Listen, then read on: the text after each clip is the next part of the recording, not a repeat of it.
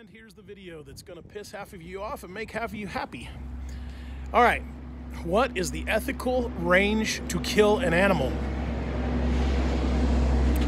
Go back and look at my 6.5 Creedmoor video that I posted where I talked about the 1,400 feet per second and 1,000 or 400 foot-pounds of energy.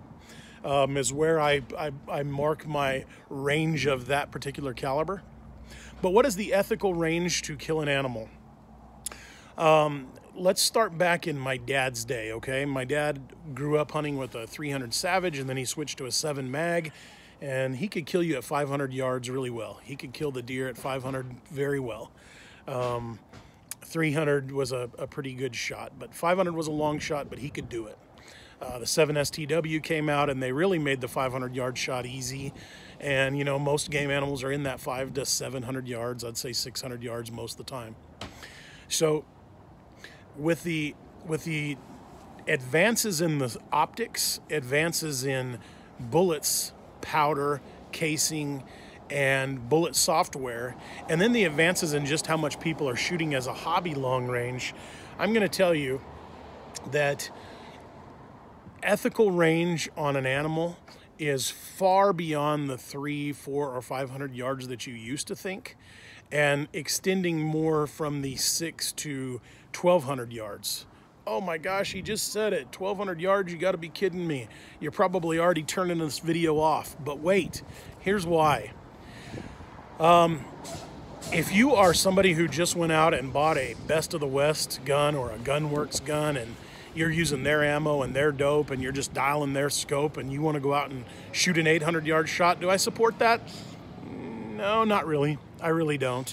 But if you're somebody like me or the group of guys that I run around with that once a month we shoot at least one match, but most of the time two, we probably shoot 3,000 to 4,000. Sorry, I'm in oil-filled country and these trucks are all over the place. We probably shoot 3,000 to 4,000 rounds a year. 600 yards is a chip shot to me. It's what 100 is to you, okay? 900 is what 300 is to you. 900 is to me. 1,200 is what 500 is to you, to me, okay? So my ethics are based on my skills. So if I know that I can pull the trigger and hit the animal in one shot and kill it, then I'm happy to make that shot, and that is ethical. So for you to come on and tell me that that's not ethical is just foolish, okay? If you would practice, I realize most people are bow hunters. If you would practice with your rifle like you do your bow, these shots would be nothing. And we're seeing people extend bows out. I was, a year ago or a year and a half ago, I was at elk camp with a TV star, and he's shooting a group this big with arrows at 135 yards, and nobody's bucking that. They're just like, wow, I want to stretch my bow out to 135 yards. Well, 10 years ago, to say that you were shooting 60 with a bow was a sin, right?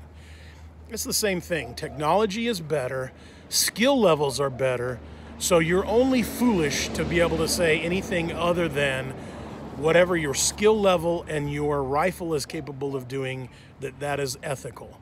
So for instance, a 6.5 Creedmoor, it's ethical to shoot a 600-yard shot on an elk. It's ethical to shoot a 900-yard shot on a deer if you have the same amount of time you spend on your bow on the rifle and you know you can hit that.